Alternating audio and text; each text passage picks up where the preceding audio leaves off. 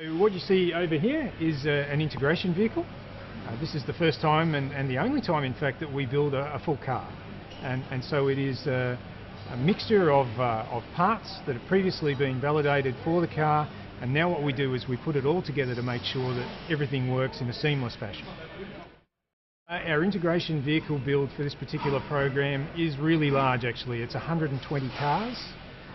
We're going to comprise all four body styles, so we'll be building wagons, sedans, utes and long wheelbase vehicles all at the one time.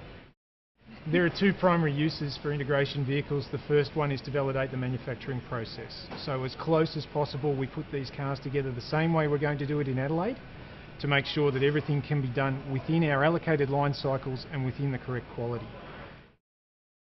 The team and I have been working on this for now around 2 years, and finally we've got a fully assembled motor car that I can go and drive and see whether all of the blood, sweat and tears that's gone into it is actually going to transfer into a fabulous motor car.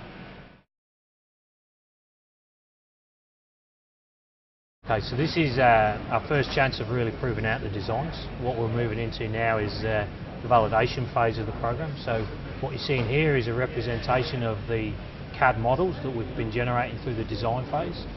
And these cars probably represent about 98% fidelity of what we're going to end up with in production.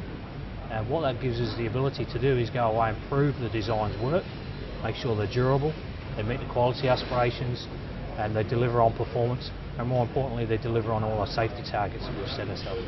So we actually take these vehicles and go and run a whole series of tests.